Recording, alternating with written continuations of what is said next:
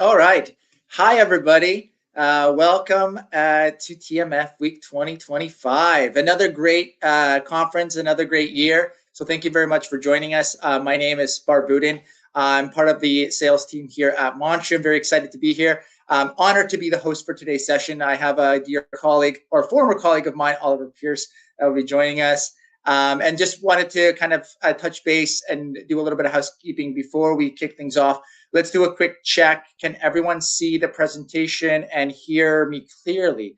You could use the chat box on the right-hand side to let us know where you're tuning in from. If you'd like, tell us your favorite beverage that you're having this morning or in the evening if it's a little bit later for you.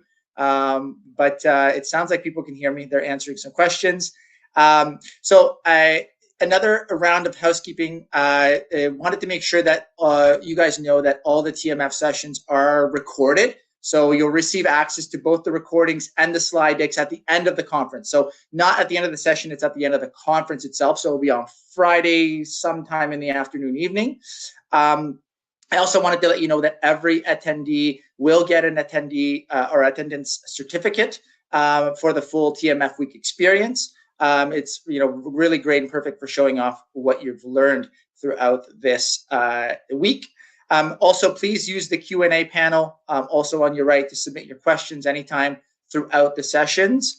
And we'll have a Q&A segment at the end of the presentation. So we'll leave some time at the end to get your questions in, but please get them in early throughout if you have them, and then that way we can collate them at the end. And also don't forget to check the lounge after each session for the networking event and obviously some more conversations around topics that you'd like to discuss. So just a quick check on timeline. We'll be going through the presentation, which will be about 30 minutes. We'll have our 15-minute Q&A, and then we'll take a quick look at what's next on the agenda, just so you know what's coming up on the next session. And then we'll also give you some time for that networking that I talked about just briefly.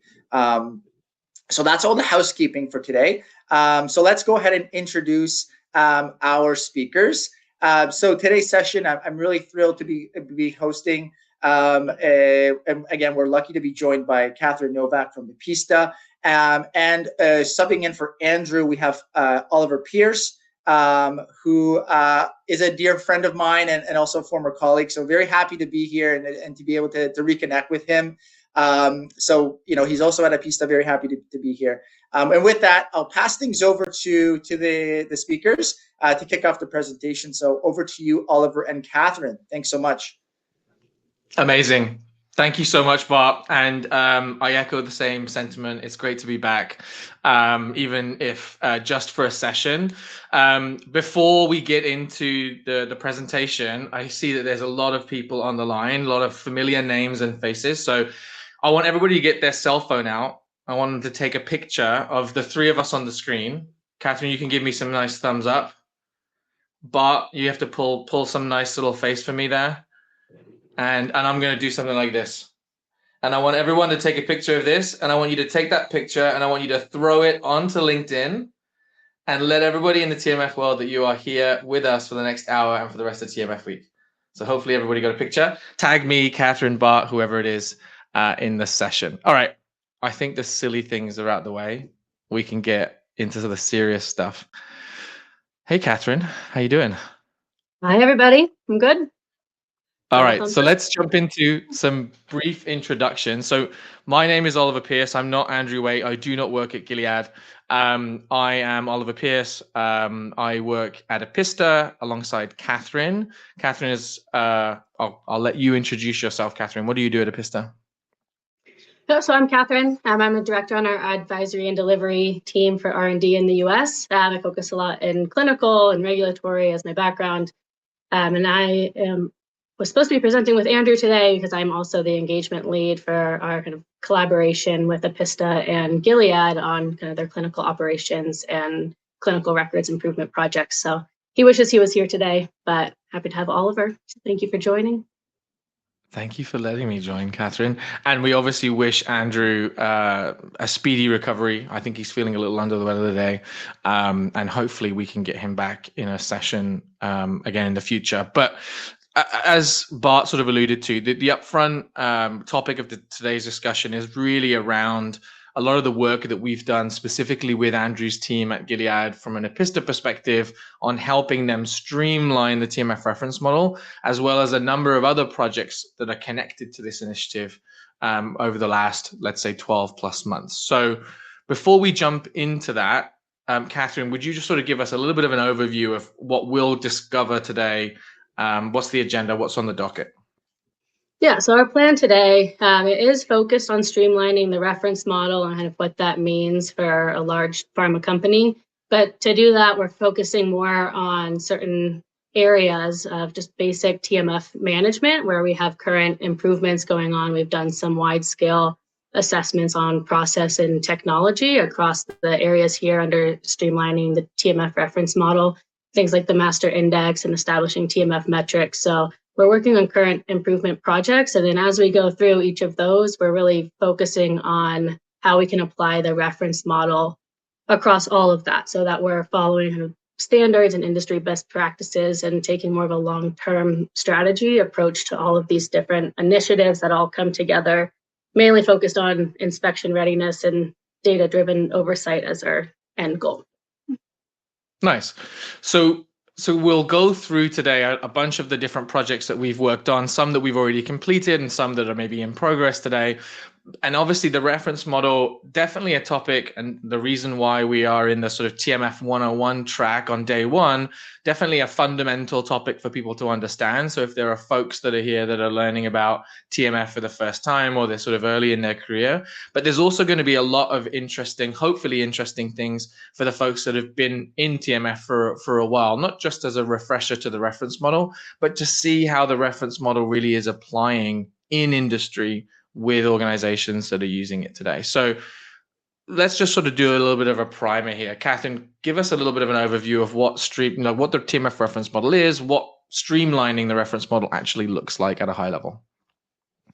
Yeah, so the TMF reference model gives a guidance for the TMF filing structure for things like the master index. There's also some guidance there about milestones and what that should look like across the study life cycle. There's subgroups that have to do with TMF metrics. And the goal is to provide standardization and guidance to the industry so that companies have something to start with, something to go off of. Of course, a model is never perfect for a single company, and there are adjustments being made. So we're using it really as a reference, like it is in the name, as we go through all of the different base TMF functionalities at Gilead. Looking at the processes and then trying to adopt the mindset that we should be using technology for what it can help us with where we can. So really taking a deep dive look at that and then using the reference model to standardize that, ideally to help with being able to provide just Gilead standard guidance to all study teams because they have a huge study portfolio.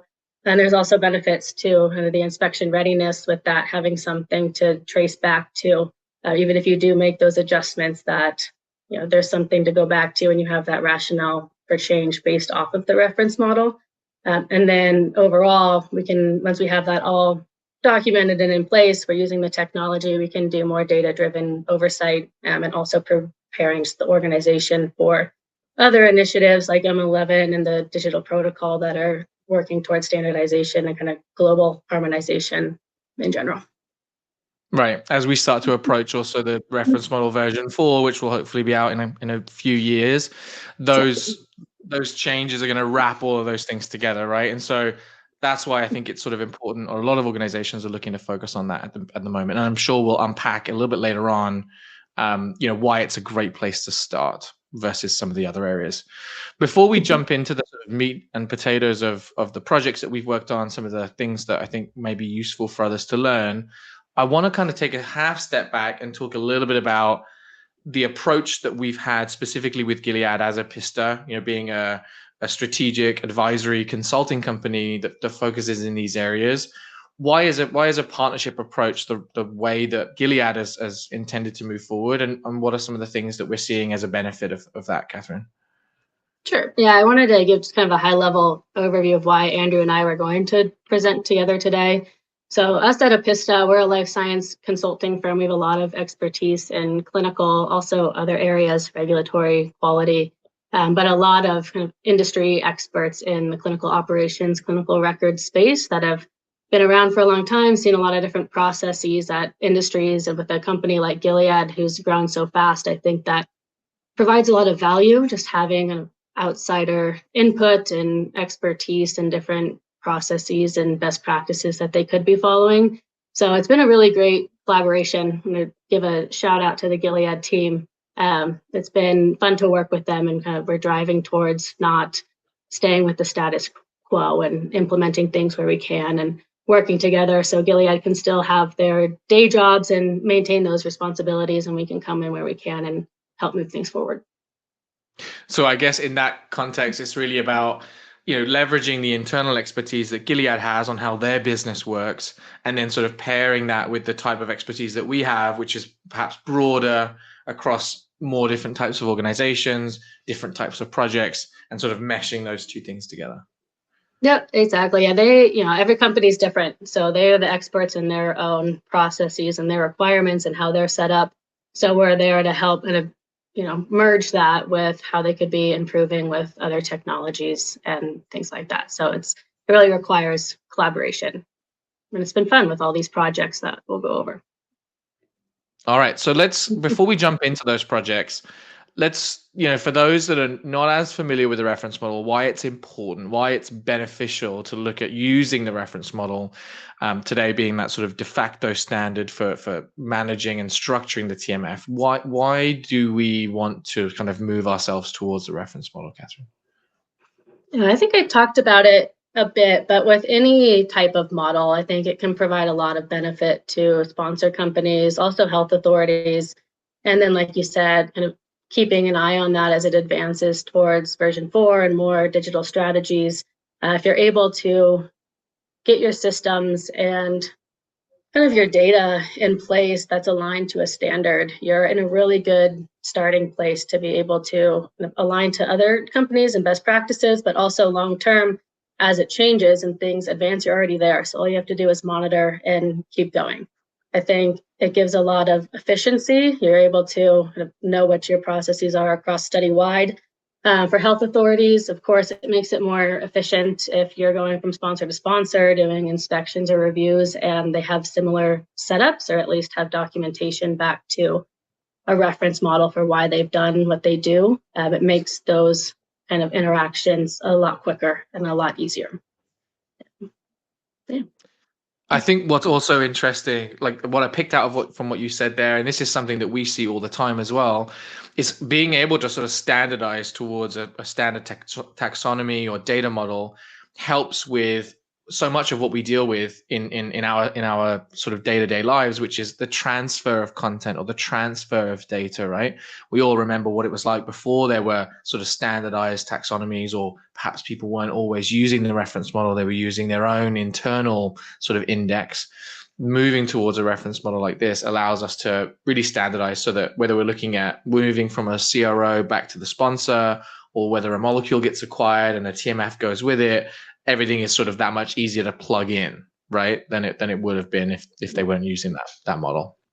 Yeah, I think there's so many parties involved that it really gets everybody speaking the same language, which is huge for things like mergers and acquisitions, or even just within your own company. There's so many different parties involved that it has everybody speaking the same language as much as possible.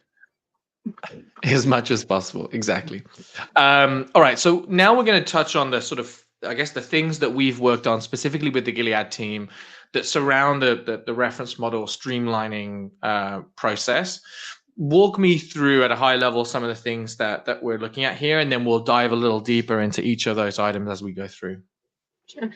Yeah, so we have a lot of different kind of TMF improvement initiatives that are going on at Gilead right now. There were a lot of manual processes and things in place. So we've done that kind of wide scale assessment and looked at where things can be improved. They are also have an initiative right now where they're implementing CTMS into a new system. So as we're going through that, we've taken the opportunity to kind of alongside do these projects within the eTMF that can help improve the end-to-end process. We started with the TMF master index. So this was more managed in spreadsheets. You can imagine if there are any newbies here, that's a lot of information there for document filing for a whole study. We started with implementing that within the system, which provides the framework for having a reference for expected documents and milestones.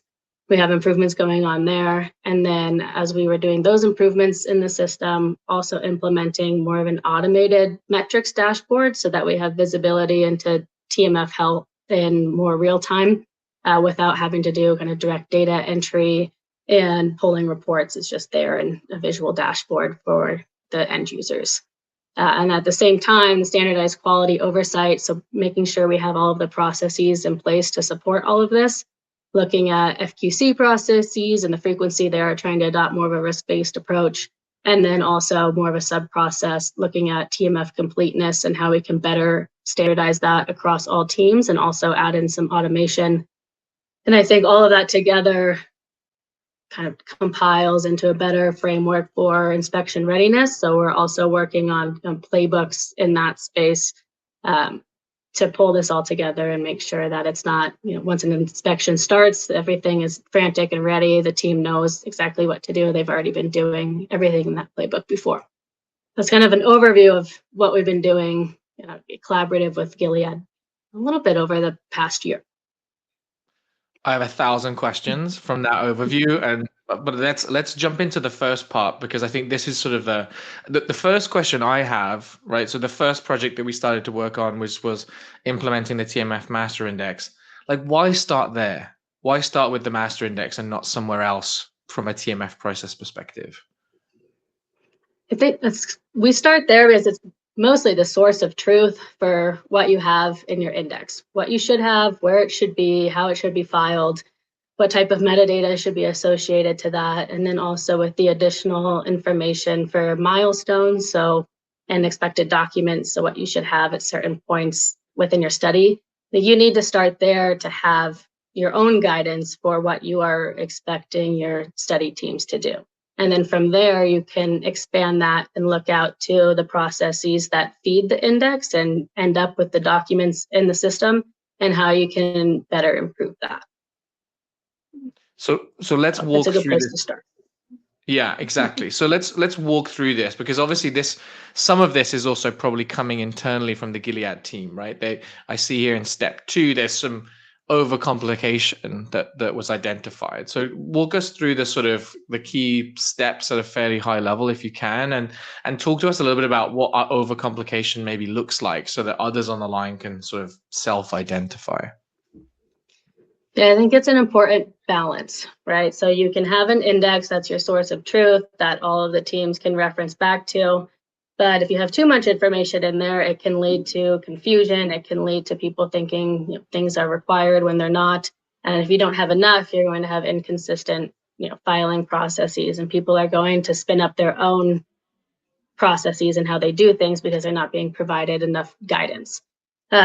Where we kind of came in as Epista with Gilead was helping implement the TMF index into the eTMF system, so helping to automate that. But in doing so, initially they had an index that was, I think, initially based off of the reference model, but grew and grew and grew as they met with more functional areas and added more things into that. One example was the translation requirements being documented within the index for each document. That kind of ended up overcomplicating things, and people have filing quality issues, QIs that were unnecessary. We ended up going through, as we were implementing it into the system, taking the opportunity to go through using the reference model and take out those types of complications. And then making sure it's a simplified model specific to Gilead. There are a little bit of differences from the reference model, but now that it's in the system, it does have that source of truth that we can direct people to. It's not, maybe it's this version, maybe it's that version. It's very clear. And also the version control is automated and goes through an actual change control process. So that helps as well, being able to take the time with our review committee to go through, look at the current changes that are happening in the industry and also what's needed at Gilead, and make data-driven decisions based off of that for any updates or additions that may be added to the index. Okay, nice. So really going in there and trying to sort of understand, one, how we can bring everything back to a sort of simple standard, remove some of the sort of fringe material that maybe fringe rules that have been created over time, like you said, where there are certain groups that are maybe creating their own document types or filing things in their own way, and sort of trying to bring it back to this simplified but still strong model for the team. Yeah. So we've implemented the master index. We've looked at uncomplicating it, if that's the right term.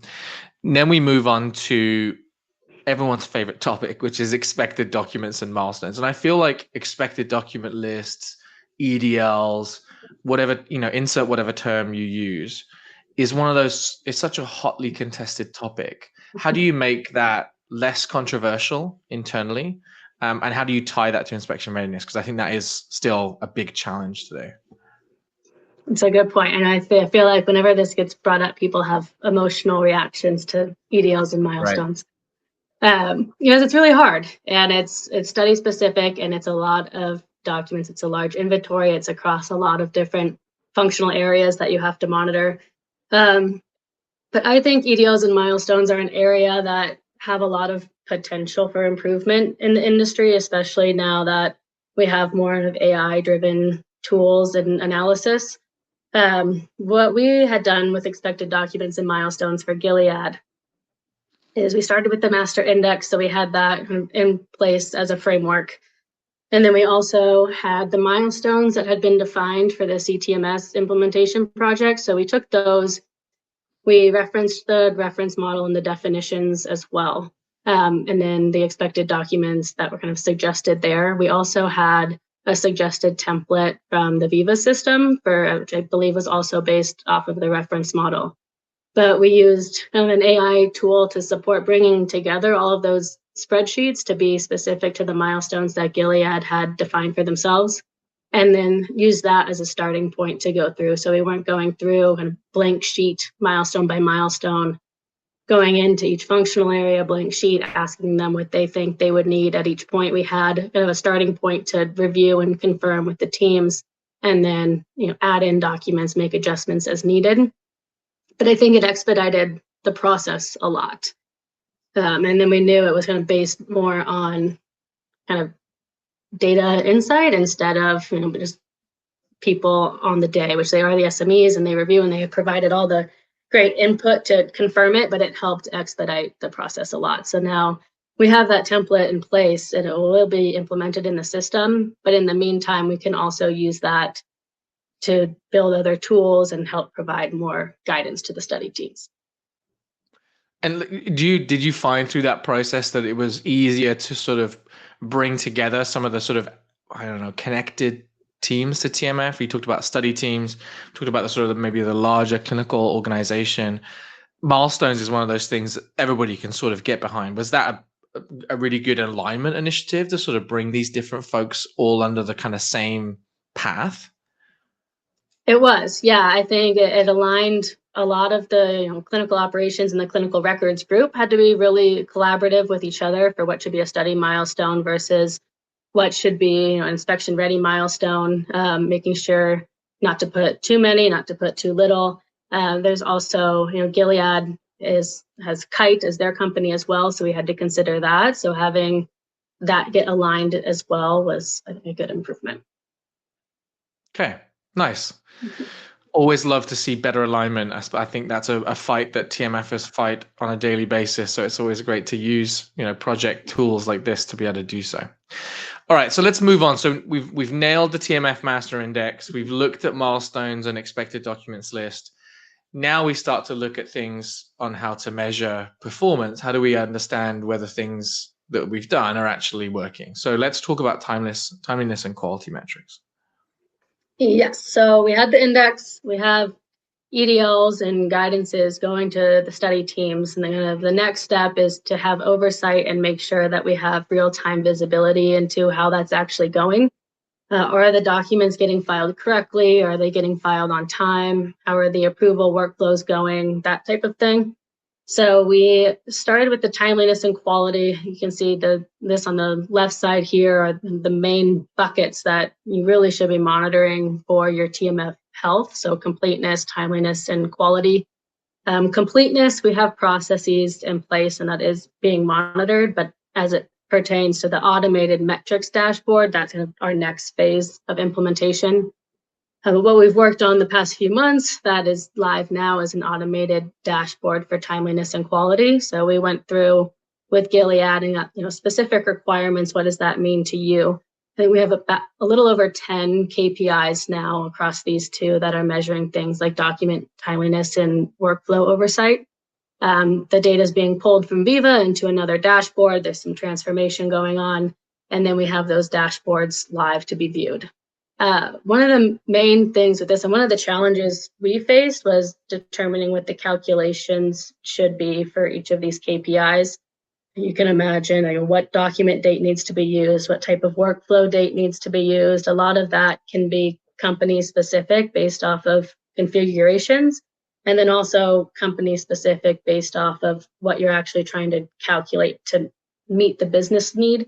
So I just want to say, if anyone is kind of considering implementing something like this at their company, really pay attention to that. So there's a lot of, it's easy to miscalculate that type of thing. So that needs kind of close attention.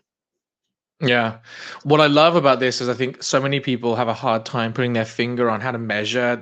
People always talk about the three pillars, right? Like completeness, timeliness, and quality is sort of the holy grail of measurement of TMF. And we know that there are other metrics that maybe don't always fit into those groups. But what I love about what you've put down here, and like you said, there are likely more, but these individual metrics that people can start to look at, these sort of KPIs, I feel like there needs to be a list out there. Maybe it's something that we can put together and share of all these different sort of metrics that you can use to tie back to quality, right? So if it's rejection rates or if it's right first time or whatever it might be, I just think that's a really interesting way to think about this.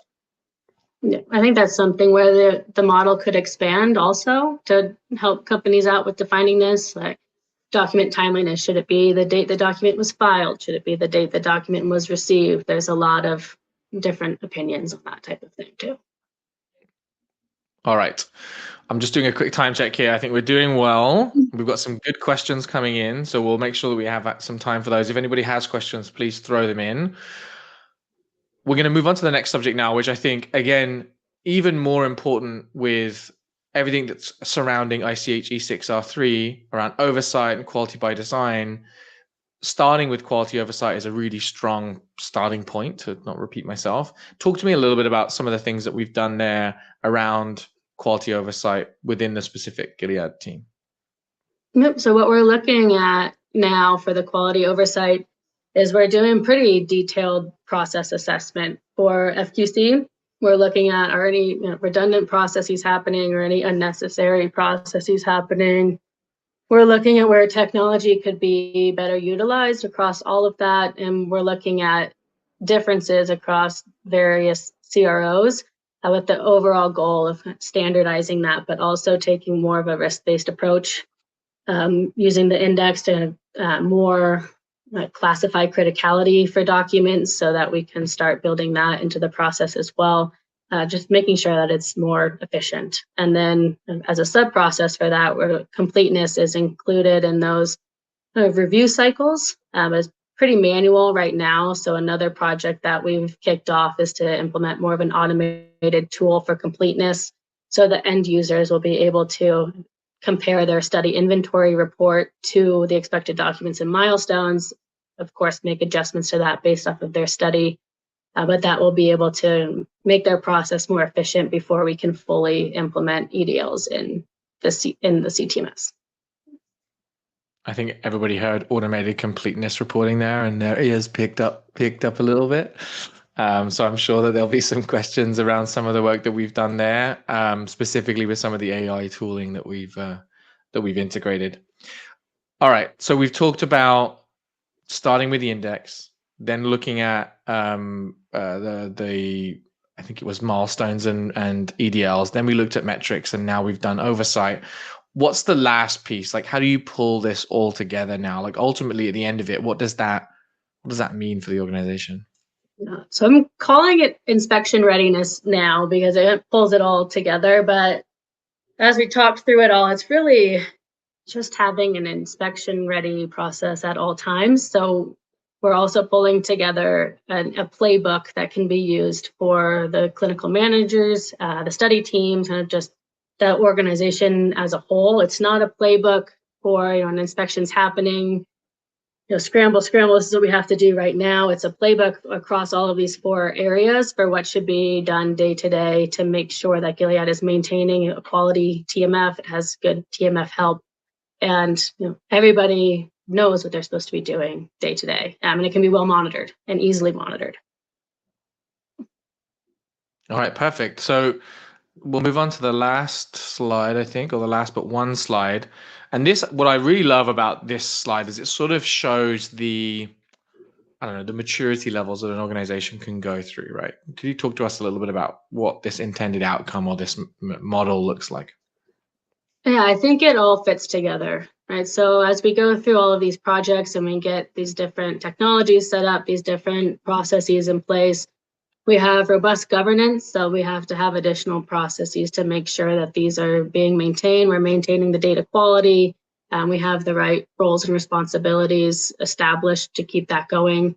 And then with that all in place, we can make more data-driven decisions. We can have metrics and reporting that gives summaries of things instead of having to go in manually, and then having the processes in place to be able to maintain all that, and exactly where to go when you need the information that you need.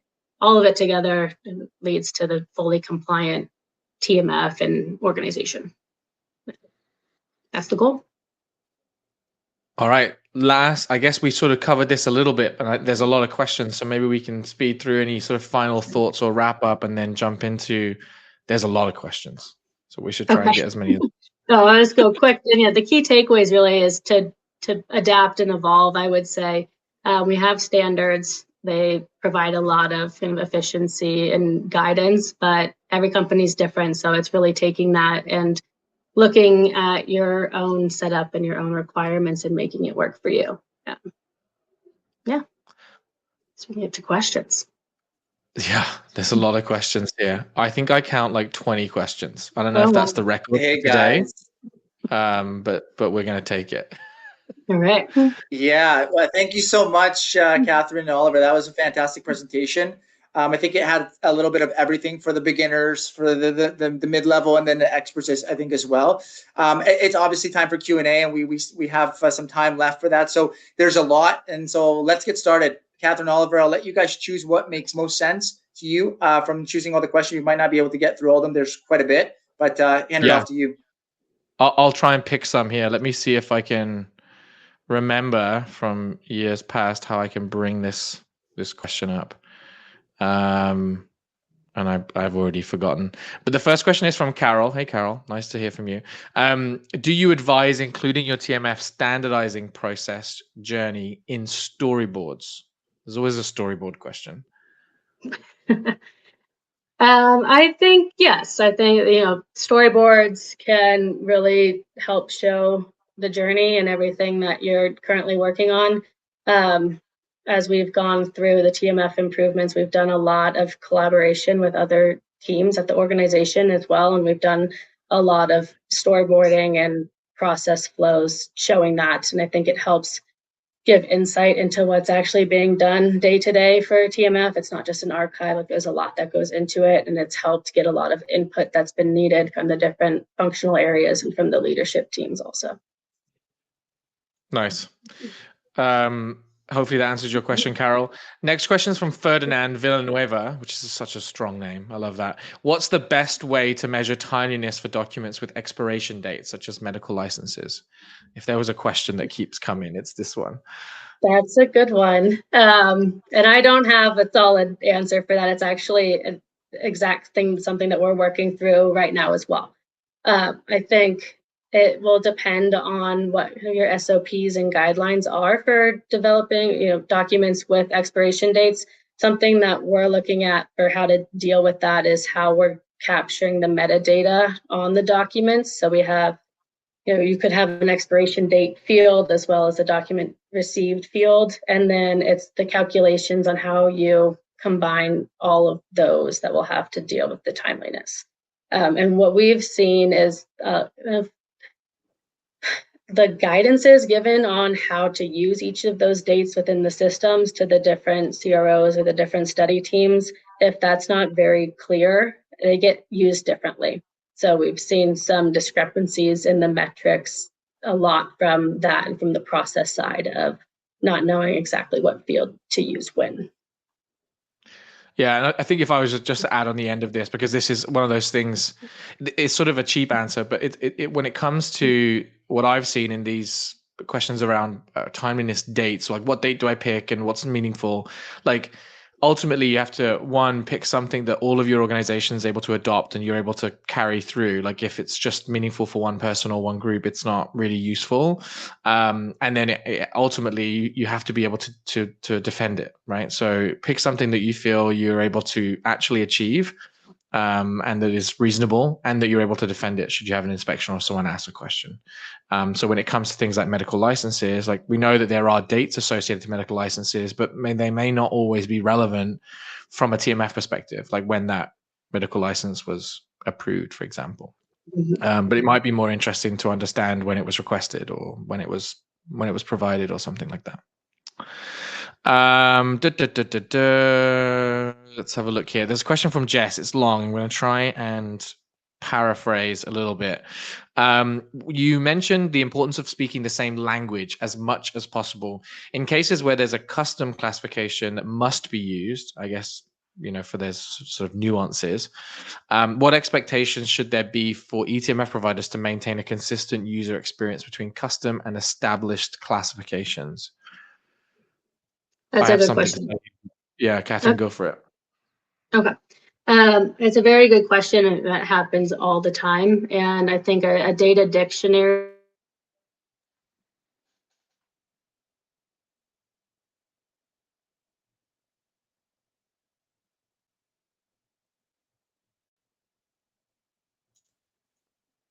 Did we lose Catherine?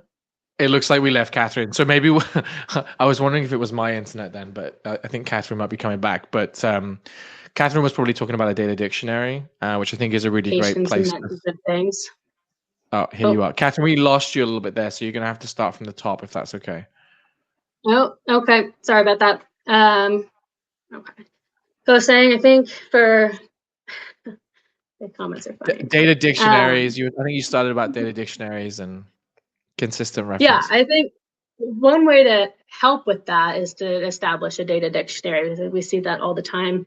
And we saw it going through the EDLs with Gilead, that even the functional areas or Gilead versus Kite kind of custom classifications, or even just non-custom classifications, could mean different things to different people.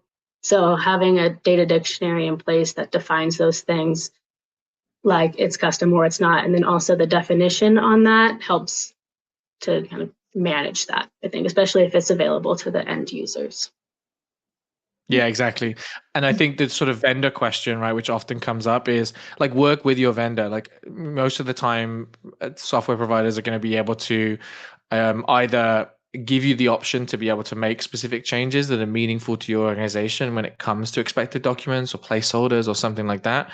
But also at the same time, if they're not able to do that, they might be able to make sweeping changes to the sort of overall platform, right, if it's a SaaS tool. So I really think it's about sort of understanding what is best practice, what is meaningful for your organization, and how can the software provider support that. It looks like we've lost Catherine again. Maybe she's having some issues here. We have lots of questions. I'm going to try and find some more here. Would you mind providing a guidance or checklist for the index tailored to R3? The reference model has 1,000,001 subgroups that are working on so many great things, stuff that relates to reference model version 4, but also the larger R3, M11, digital protocol, all the other kind of fun things that are happening in this space. There's a number of subgroups. The best and always the best way to be able to get value from the things that those groups are working on is to be a part of the TMF reference model, to volunteer in any small capacity. I'm sure there are some reference model steering committee members on this call. If there are not, you'll find them online. But those are the best places to find that. And often these subgroups are developing guidelines, guidance documentation, checklists, tools to help us understand, some of these changes in regulation. Can you track reading and understanding of documents within an eTMF? I think that's a system-specific question. So depending on the tool you're using, perhaps that could be something that your system supports. Although reading and understanding of documents from a training perspective, I would always suggest, looking at the core record being created in a quality management system, and then perhaps the training record passed to the TMF. And I can feel here like my colleague is not going to come back. So I'm going to pick questions that I know the answers to. And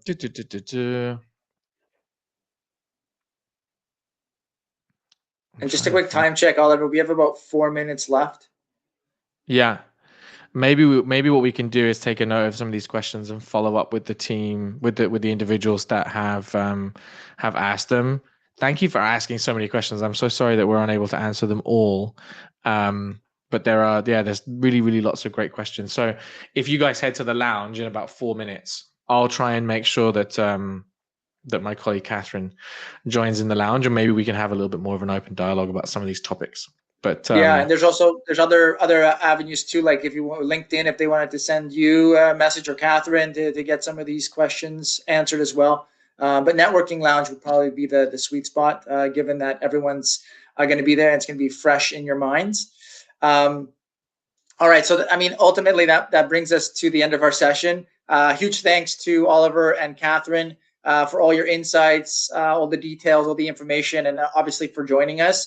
Again, if we didn't get to your session, as Oliver mentioned, feel free to connect with Oliver or with Catherine on LinkedIn or in the lounge. If Oliver and Catherine would be there, it'd be a great opportunity for you to get a chance to ask your questions. And of course, wanted to touch a little bit about for you to stay tuned for the next session that's coming up in about 15 minutes. Don't miss it. You can check the agenda for more details on any of the sessions and jump into the next session whenever you're ready. And then ultimately, like I said, it's time for a networking session or in the lounge. So you can head over there or the virtual booths to connect with other attendees, speakers, have conversation, unwind a little bit with your coffee or evening beverage. And, from all of us at Montreal and TMF Week, we want to wish you a very great day, evening, afternoon. And we'll see you on the next session, and stay tuned for the rest of TMF Week. Thank you so much. Thanks, everyone. See you in the lounge. Bye. Bye.